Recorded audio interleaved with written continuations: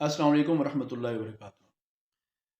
سامعین من، جمعہ کی نماز اور عیدین کی نماز، یعنی دونوں عیدیں، عید الفطر ہو یا عید الاضحیٰ ہو، اور جمعے کی نماز، یہ عورتوں پر جماعت کے ساتھ آ کے پڑھنا فرض نہیں ہے۔ ٹھیک ہے جی، پہلی بات تو کلیئر کیا ہے کہ عورتوں پر یہ تینوں نمازیں فرض نہیں ہیں، نہ جمعہ نہ عیدین۔ اور اگر عورت آ کے پڑھ لیتی ہے نماز، اس کے قریب ہے، گھر کے بالکل قریب ہے، گھر سے باہر اسپیشلی آ کے نہ پڑھے تو اچھی بات ہے۔ جس طرح کا آج کل ماحول چل رہا ہے اس میں نہ پڑھے تو اچھی بات ہے، لیکن اس کا گھر بالکل مسجد کے قریب ہے، پاس ہے، تو وہ مسجد میں جا سکتی ہے۔ تو اگر وہ جماعت کے ساتھ جمعہ پڑھ لیتی ہے تو جمعہ اس کا ہو جائے گا، اس کو دوبارہ سے ظہر کی نماز نہیں پڑھنی پڑے گی۔ لیکن جمعے کا ویسے حکم عورت کے لیے وہ نہیں ہے جو مرد کے لیے ہے۔